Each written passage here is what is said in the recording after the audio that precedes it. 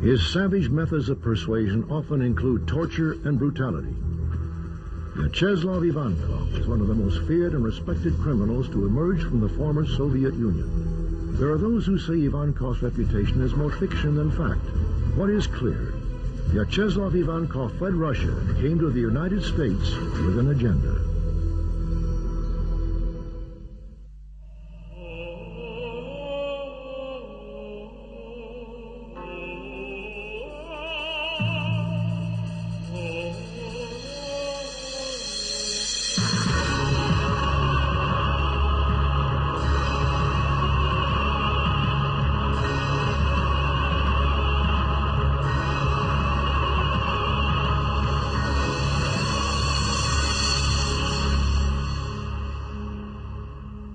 During the days of communist Russia, the government did not officially acknowledge the existence of organized crime.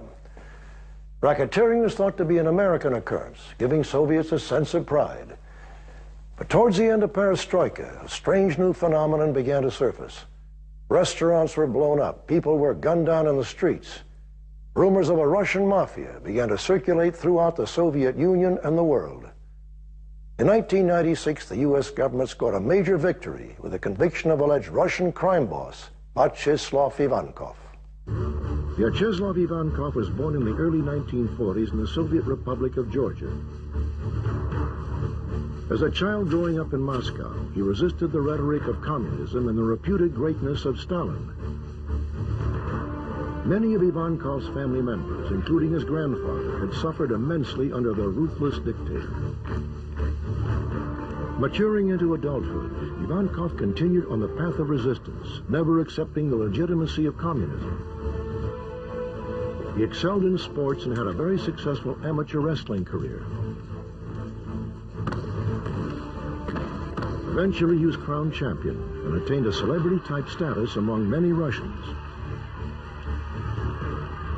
He did not, for example, come up as part of some kind of street gang or adolescent gang or whatever. He was, from all outward appearances, a fairly typical, normal person who, after what he claims was getting involved in defending a woman's virtue, got arrested, and he was sent to jail. And it was then that he began to make contacts with fellow inmates in the jail, and this began to develop his sense of the possibilities in criminal activity.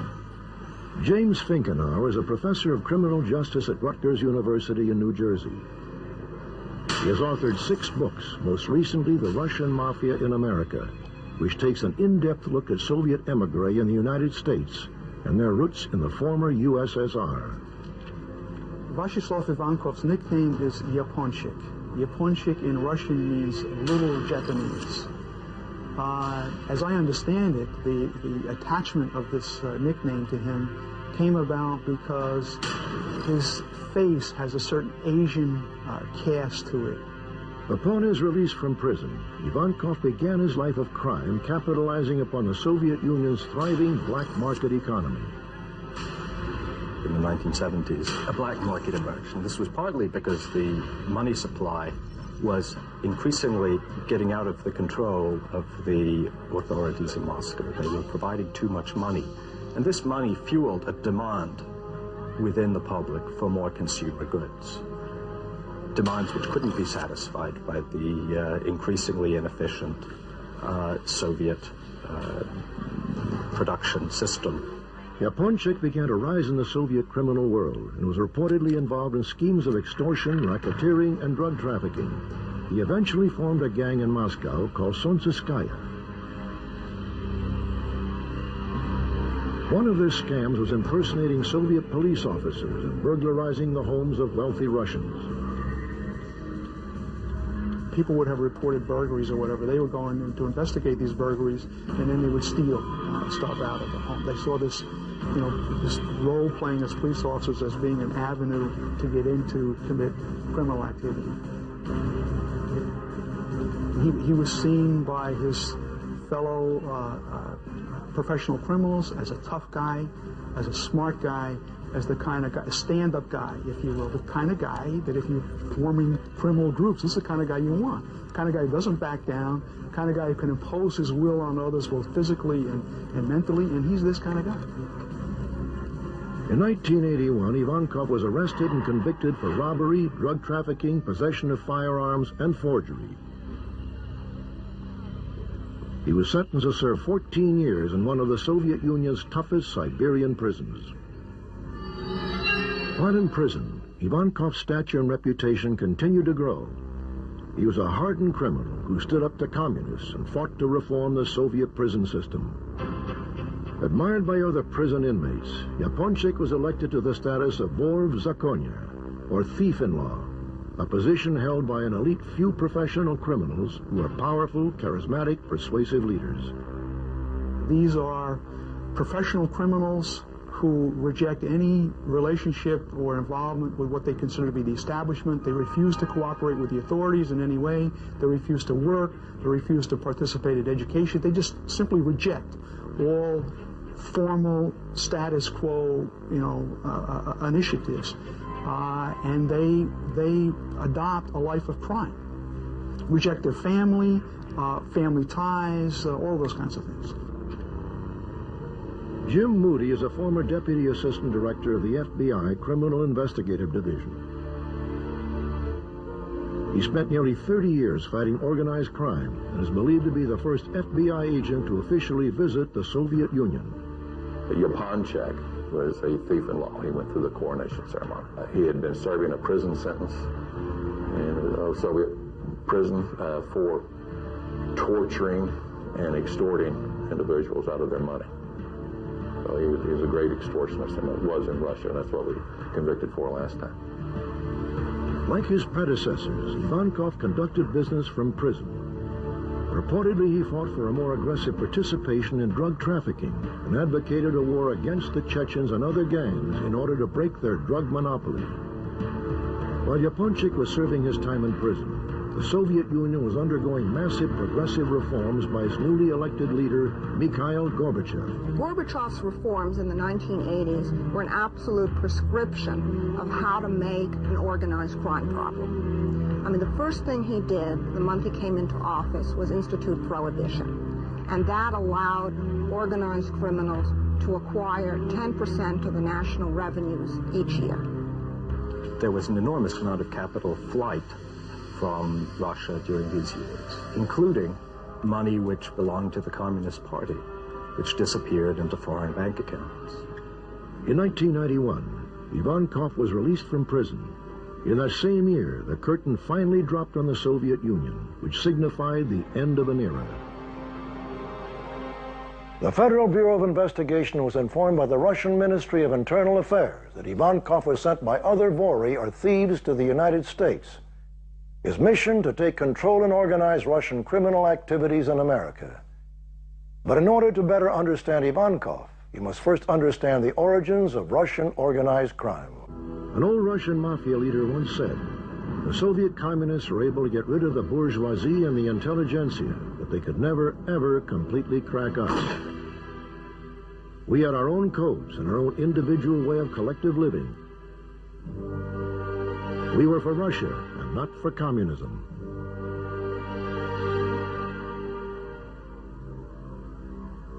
By the turn of the 20th century, Russia's borders extended from Afghanistan to China, with extensive territory along the Pacific coast. In 1894, Nicholas II, Russia's last Tsar, ascended to the throne. There has always been a great divide between the haves and the have-nots in Russia. After the Russo-Japanese War, Nicholas II was forced to make concessions to reformers, including the creation of an elected legislature called the Duma. With the industrialization of many Western cities, Russian workers began to organize into local political organizations, or Soviets, united under the Social Democratic Party. In 1912, the Social Democratic Party divided into two separate parties. The radical Bolsheviks led by Vladimir Lenin, and the more moderate Mensheviks. Russian organized crime was always, from the beginning of this century, very closely tied with the government. Veteran foreign correspondent Stephen Handelman spent 6 years in Moscow as a bureau chief for the Toronto Star. He is the author of Comrade Criminal, which takes a comprehensive look into post-Soviet organized crime. The early Bolshevik conspirators, the early Marxists, saw Russian crime groups, Russian gangs, as a model, in effect, for many of their proletarian organizations. One of the reasons was because of their very close hierarchical paramilitary structure. They were almost impenetrable to outsiders. They were very small groups, small cells, who were very effective in what they did. We know that both Lenin and Stalin saw value in using the early crime groups, early criminal societies, as a way of furthering their own cause. The Russian Revolution came about for one important reason, and that was the impact of the First World War, which led to enormous human and physical losses, which disorganized the political system, and which weakened the Tsar. Although the Bolsheviks had great support in Moscow and St. Petersburg, they were by no means in control of the country, which collapsed into civil war. Many of the early Russian crime groups began fighting against the early Bolsheviks, and they began operating in all parts of the country, harassing communist officials. After the death of Lenin in 1924, Joseph Stalin became dictator of the newly formed Union of Soviet Socialist Republics, or USSR. A decade and a half later, Vyacheslav Ivankov was born under Stalin's ironclad rule.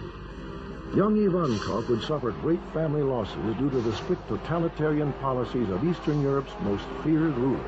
Today, you find some of the older veteran gangster leaders calling themselves the early dissidents.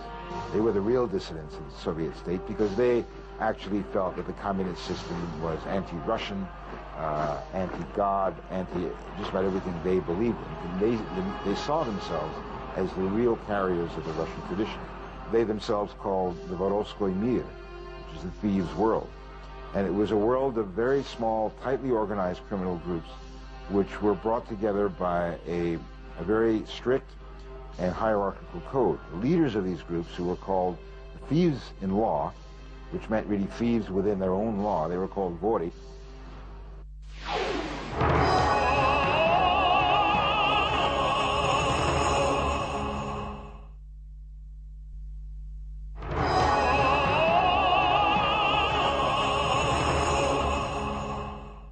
The thieves' world has a deeply rooted history in Russia, which some say dates back to the 18th century.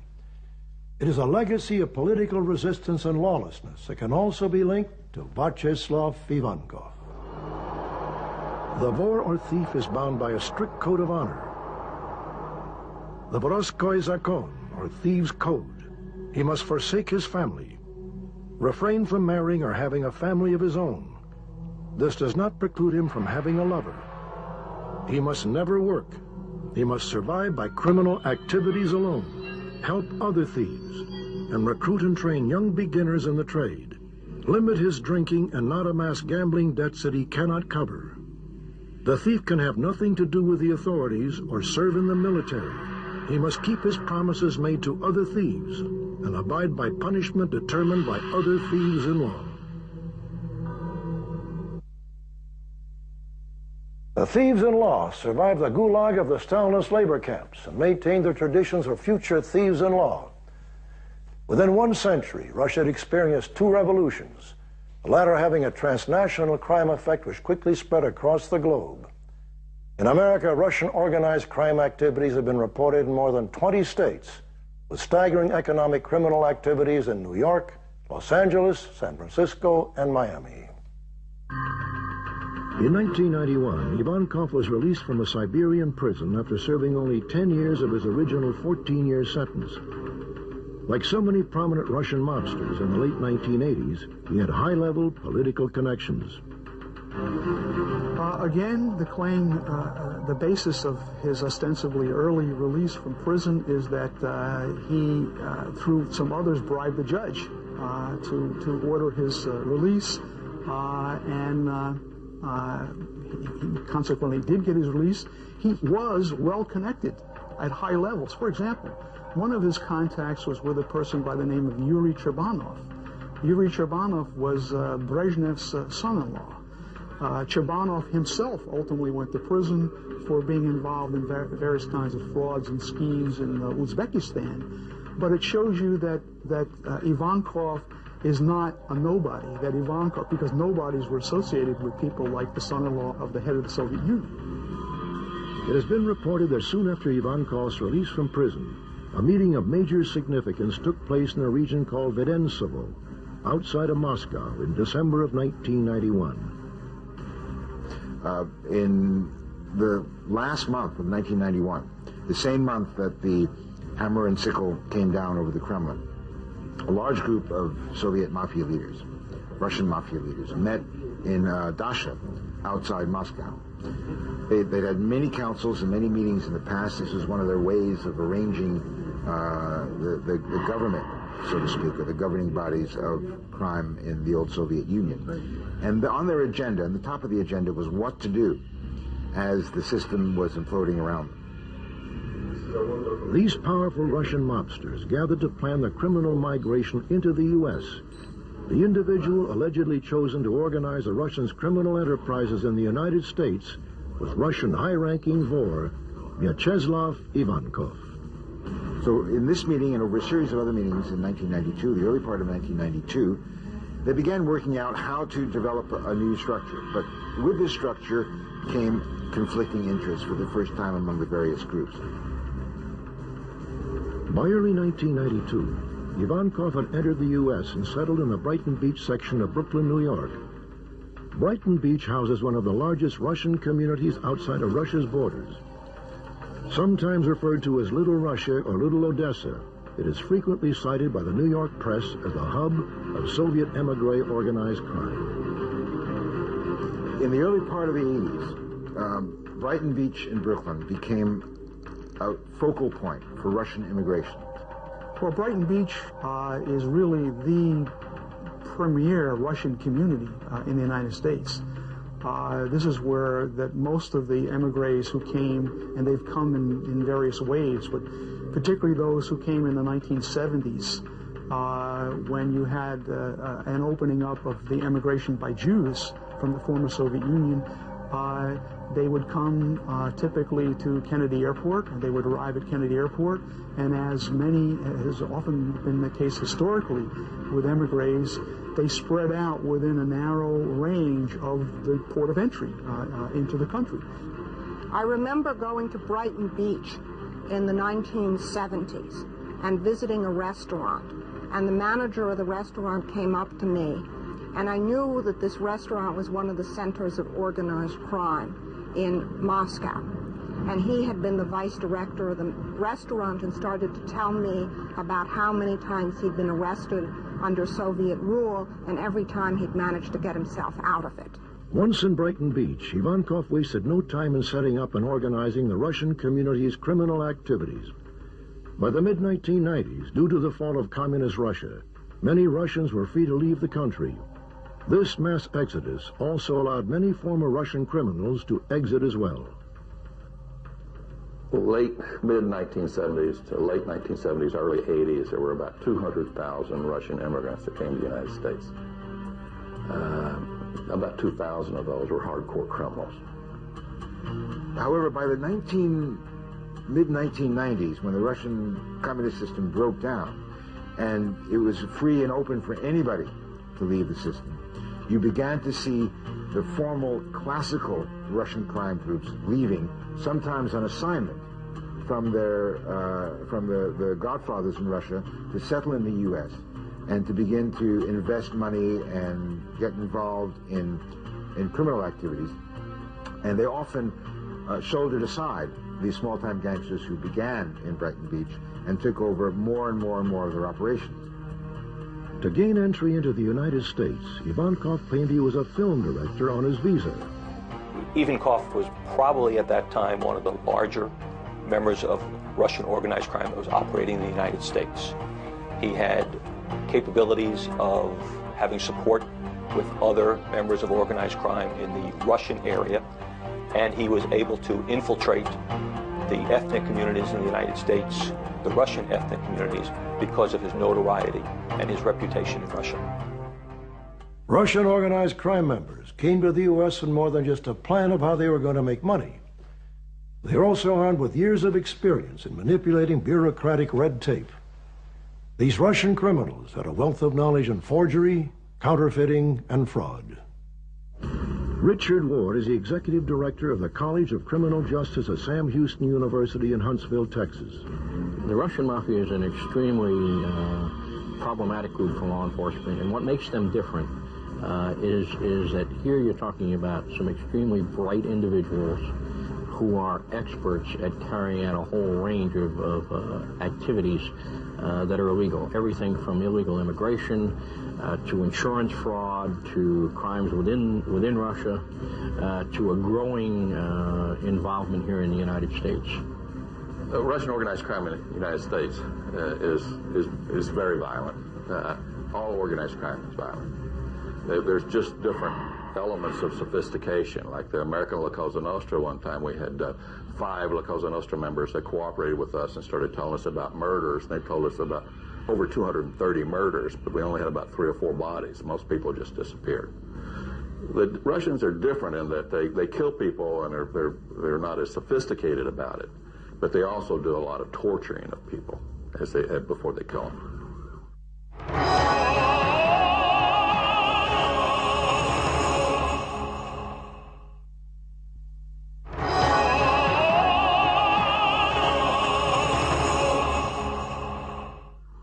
One of their most profitable and sophisticated schemes was so complex it confounded all but the highest levels of law enforcement. This scheme was called the daisy chain. Russian criminals perpetrated this fraud by first creating a fictitious company which would purchase fuel from the state of New Jersey and transport it across state lines into New York. There, the fuel was shipped to a second fictitious company, which was set up to forge tax documents sent to a third fictitious company. This third company would then distribute the fuel to the public and then collect the federal and state taxes. These taxes were pocketed by the criminals. By the time the government attempted to collect the taxes, the companies had vanished without a paper trail. The daisy chains are, I mean, this is the personification of the Russian criminal mentality, because I mean, these guys who are now involved in crime here, for the most part, came out of the old black market system that operated in the Soviet Union. And this scheme is made to order for them. For one bug that was placed on John Gotti revealed that he wanted to hire some of these smart Russians to run a tax evasion scheme on the gasoline. So they controlled the gas stations within their territory, but they couldn't do the complex mathematical computations to deprive the U.S. government of tax revenues. So teaming up with these smart Russians, as they said, they were able to deprive the U.S. of $250 million in tax revenues. The Russians, in exchange for protection from the Italian mafia, gave Gotti a piece of the fuel scam action. Vyacheslav Ivankov, who in Russia had admired the New York mob boss, would attempt to emulate his idol and take control of Russian organized crime in America. Ivankov posed as a police officer and entered homes under the guise of official business. He was a thief, he was a thug, but he was smart, and he was in New York. He became the personification of the so-called Russian mafia in America, particularly in the eyes of law enforcement and the New York press. As the highest-ranking member of the thieves' world in America, Ivankov brought with him a legacy of brutality and a tradition of surviving outside of governing rules. To say that he was the major figure in the United States, yes, he was. There's no question in our mind about it. There was no question in the Russian authorities' mind about it. You have to kind of understand that Ivankov's reputation is even bigger in Russia than it is in the United States. The news of his arrival in Brighton Beach sent fear throughout the community, which would ultimately become his base of operation. Yaponchik quickly began to organize and establish front companies for his illegal activities. The illegal activities that he was in were extortion, prostitution, some gambling, narcotics. And he never really left extortion. He was always involved in extortion. And he also was very active in money laundering. Now, some of the companies that he used in money laundering, we don't know whether they were actually participants in it voluntarily, because he's still a strong-armed man. He's noted for torturing people and extorting them at the same time. So some of the people that were working with him were actually victims at the same time. He paid a Russian woman who had become an American citizen $15,000 to marry him so he could gain resident status. It was business as usual for the career criminal, but the FBI had become aware of his presence in New York and quickly began building their case. Primarily, his base of operation was throughout the metropolitan area, New York City. But obviously, because of his ethnic background in the Russian community, he spent a lot of time in Brighton Beach, because of the community nature, because of the people that were there. He also spent a lot of time in Miami, Los Angeles, and Denver, and he was able to utilize contacts in those communities with other members of the Russian community to foster his criminal activities. I first became aware of Ivankov whenever I was talking to the Russian authorities and asked them to help us identify the major criminals in the United States that came out of Russia. And they provided me the name of Ivankov. When we first started looking at Ivankov, he was bouncing from one city to another. He was primarily in New York City, but he was in Boston, and he was in Denver, and he was in Los Angeles, and he was in Miami, and he was in San Francisco. Then he may go back into Russia to meet with other thieves. So he was bouncing around. And we had a difficulty in identifying where he really was or who he really was. And we found out later, whenever he was arrested, that he actually had 7 passports. As you investigate organized crime, there's a few things that you have to understand dealing with professional criminals. Their strength is their secrecy. Their weaknesses is their secrecy. But their weaknesses also is they cannot stop conducting illegal activity. If they ever stop conducting illegal activity, they lose their position in organized crime. So regardless of what's going on, they have to continue conducting illegal activities. The Ivankov investigation was initiated in the early 1993 timeframe. We were working primarily ad hoc investigative activities with the New York City Police Department to focus on Ivankov's criminal enterprise. We were able to utilize the investigative expertise from the FBI in Manhattan and also the New York City Police Department to focus on Ivankov's activities. He was primarily active in Russia, but he also had some involvement in some activities in Israel and the United States.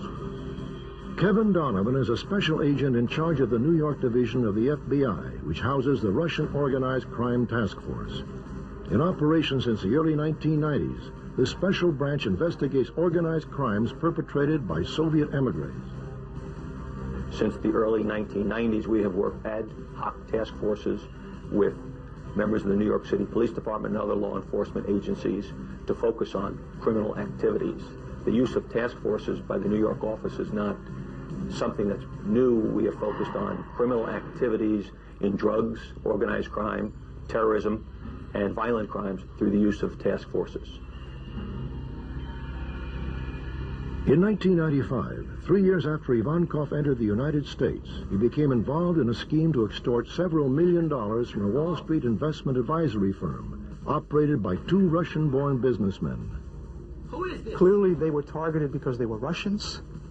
They were targeted because they were seen to be successful businessmen in this country. If they're successful businessmen, they must have financial wherewithal. Therefore, they make lucrative targets for this. They also were targets because they still had family back in the former Soviet Union. Apparently, the money that was the target of the extortion had roots in Moscow. Ivankov learned that the 2 businessmen had been wired several $1 million from a Moscow bank without the usual paper trails. Therefore, everyone involved assumed that the money had been transferred illegally. Wanting to capitalize on the situation, Ivankov had an associate attempt to arrange a meeting. The men refused. Ivankov reverted back to some of the street tactics he perfected in Moscow.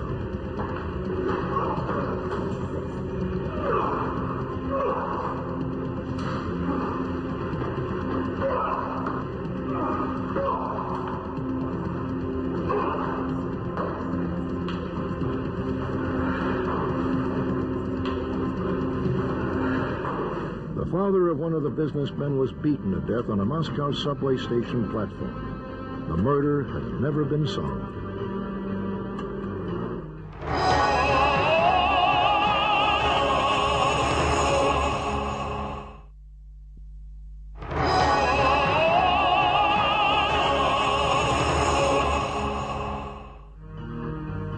It became brutally apparent that there was no way of escaping Ivankov and his associates. Or was there? We became aware of the scheme that he was involved in through the victims. The victims came forward, and as a result of the victims' cooperation, we were able to again engage in sophisticated investigative techniques to bring this case to a logical conclusion. From his cellular phone, Ivankov ordered his associate to set up a meeting with the two businessmen. The message was given, and the men submitted to paying him $3.5 million. Another Ivankov henchman then drew up the papers documenting the amount of money that was to be paid. Everyone agreed, and the papers were signed. A few days later, on June 8, 1995, Ivankov was charged with extortion. We hope to identify his entire organization and to develop a significant prosecution of them. And we really wanted to put him in jail for the rest of his life. In Russia, they don't have long prison terms. 20 years is a very long prison term. And the concept of life imprisonment is not known over there.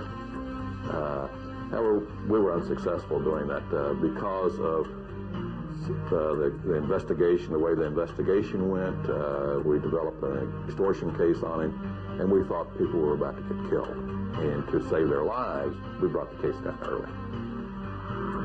The arrest of Ivankov sent shockwaves through the city and added to the growing fascination surrounding Russian organized crime in America. The reported Godfather's incarceration was a leading story in Moscow and generated in-depth television profiles on his criminal activities in Russia and abroad. Defense was so weak that they knew that if I was given a chance to speak, I would dispose all the lies. That's why they didn't let me speak.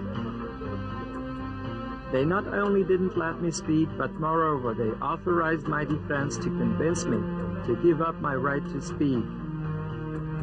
It's been a long time. I figured out it was a conspiracy against me. I was often interrupted. They did not let me deliver in full volume the body of facts in chronological order, so that I would prove that it was all falsified. It was a cynical and cruel crackdown on me. A professional criminal, an organized crime member, in a day-to-day basis is involved in illegal activity. He must maintain the conduct of his illegal activity on a day-to-day basis to maintain his position in the organized crime group. Consequently, if you go after him and target him, you will be able to identify the illegal activities he's in and develop evidence for successful prosecution. Mr. Ivankov has pled not guilty. We expect that we trust the jury, and we start the process today. Ivankov's case is a major case because it demonstrated the ease with which members of Russian organized crime families have been able to infiltrate the U.S. communities. We were able to focus on his criminal activities through the cooperative efforts of members of the community, other law enforcement entities throughout the United States and throughout the world. We specifically were able to develop cooperation in this investigation with members of the NVD, the Royal Canadian Mounted Police, and other international entities that continue to allow us to track and focus on Ivankov's activities. Ivankov was sentenced for 10 years and is currently in the Allenwood prison in Pennsylvania.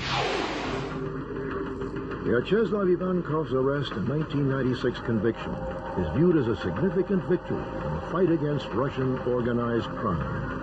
Until that time, there had been no major arrests of any Russian crime figures. There have been a number of killings that had taken place in Brighton Beach or in the New York metropolitan area. Nobody had been arrested for these. There was more and more mystery that was developing. For example, some of these killings took place in public settings, in nightclubs, in full view of people, and yet no one saw anything. No one was willing to come forward and say anything about this. Ivankov was a Russian godfather, no question about it. And I think we were successful with his arrest and with his conviction and with his sentence, although it's not as much as we wanted. It sent a message back within the criminal community in Russia that you better watch out coming into the United States. The questions surrounding the scope of Ivankov's criminal activities in the United States may never be answered. But experts agree that with the demise of the Soviet Union and the formation of the independent states, Russian organized crime is a growing phenomenon. It's the most diversified form of organized crime activity one sees in the world today. The Colombians are concentrated in drugs. The Mexicans are concentrated in drugs. The Russian organized crime out of Russia and Ukraine has the greatest variety of illicit activity of any criminal groups in the world today. What I find doubly fascinating about Russia is that you have a phenomenon where you once had a classic crime world, where there's a classic underworld, which is basically located in the prison camps of Russia, who ran, for the most part, the black economy of the Soviet Union for 40 or 50 years. It knew very well how to act as manipulators and wheelers and dealers in that system. They have, in effect, handed on their power and their influence and their methods to what is, in a sense, a new generation of Russian criminals who are, in Russian, called autoriteti, or authorities, who are much closer linked with the government itself. Many of them are former KGB, former army, former Communist Party apparatchiks, who are very well versed in the official world of operating in Russia.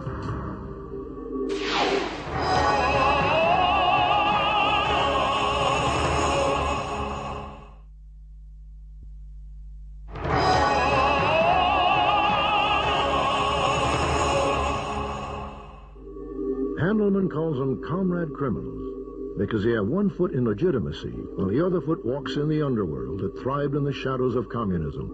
The Russians are particularly different than other mafia groups because they have a level of professionalism that really comes from their long record of being able to deal with a very difficult totalitarian system. They know how to get around it, they know how to get around the police, they know how to suborn and corrupt officialdom.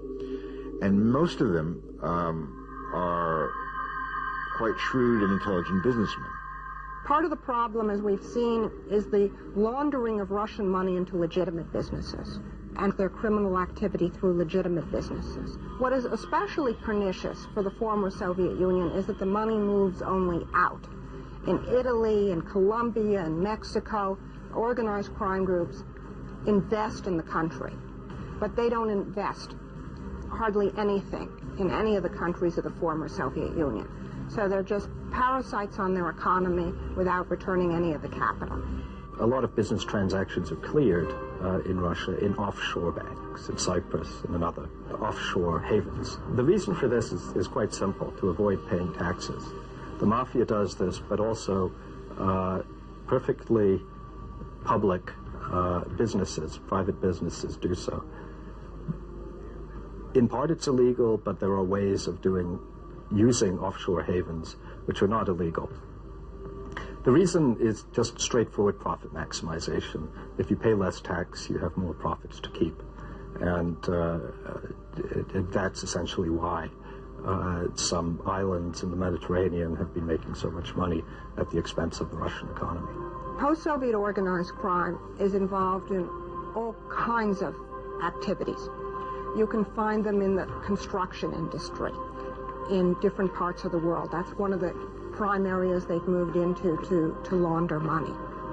You can find them in the stock market. We just had a criminal convictions of organized crime manipulating stocks, which is sort of the most advanced side of organized crime activity that you'll see.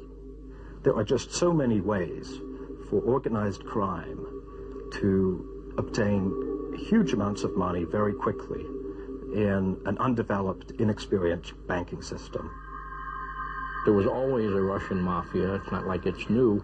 It's just that the breakdown, if you will, of the social structure, the breakdown of the economy offered opportunities for the organized criminal groups to take over.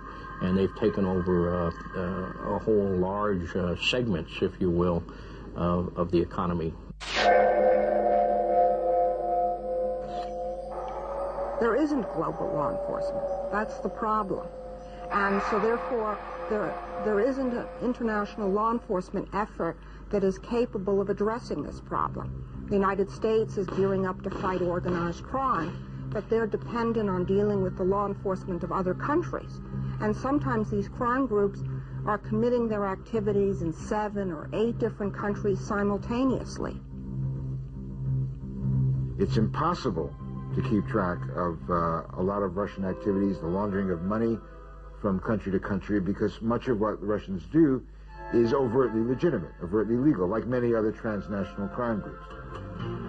Lately, law enforcement in America has had some success, has been able to get into some of these groups, and they've been able to nab a couple of key leaders who've been operating in America. But it's still very much of an uphill battle. To this day, Ivankov proclaims his innocence and believes that his arrest and subsequent conviction was a result of a conspiracy concocted by the FBI and the Russian government. They would never treat in the same way a representative of any other nation. My right for the final word was taken away from me. I tried several times to say something. My defense said no to that. But I was not given the right to through the restrictions of trial regulations. They tried to play on the side of Russia's secret services. My defense, who were American, played on the side of Russian secret services. They said, "We are Americans. Help us with this trial, and next time we will help you with what you need." According to various law enforcement agencies, Vyacheslav Ivankov is just one of the many sharks swimming in an ocean of transnational crime.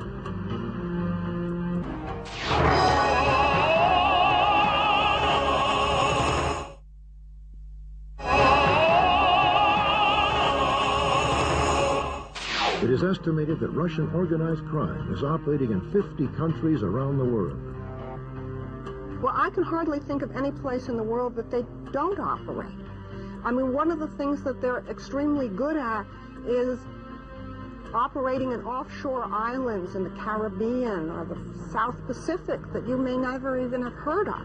The challenges facing law enforcement in dealing with organized crime really focus on communication, intelligence, and cooperation in the legal systems.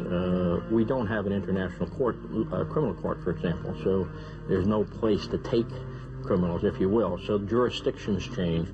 One of the real problems is the legal definitions of crime. What is a crime in one country might not be a crime in another country. But according to author Stephen Handelman, the greater threat is to the stability of Russia itself. The one thing that has to be emphasized is that although Russians have come to the United States, Russian criminals have come to the United States in great numbers, this for them is not a major center. The United States for them is not a major center of operations. For them, it's a good place to bank. It's a good place to keep money in case things get really bad. But their interest and their attention is still focused on the power politics of Russia, where the fight for the spoils of the old Soviet system still goes on, and where people are still in a vicious fight for power and for economic control of Russia's resources. According to the Russian Ministry of Internal Affairs, roughly 2/3 of the Russian economy is under the sway of crime syndicates. Swiss banks are estimated to hold $10 billion of Russian organized crime money. Russia has truly become a superpower of crime, and Vyacheslav Ivankov is just one figure in a country riddled with criminals. I'm Robert Stack. Thanks for joining us.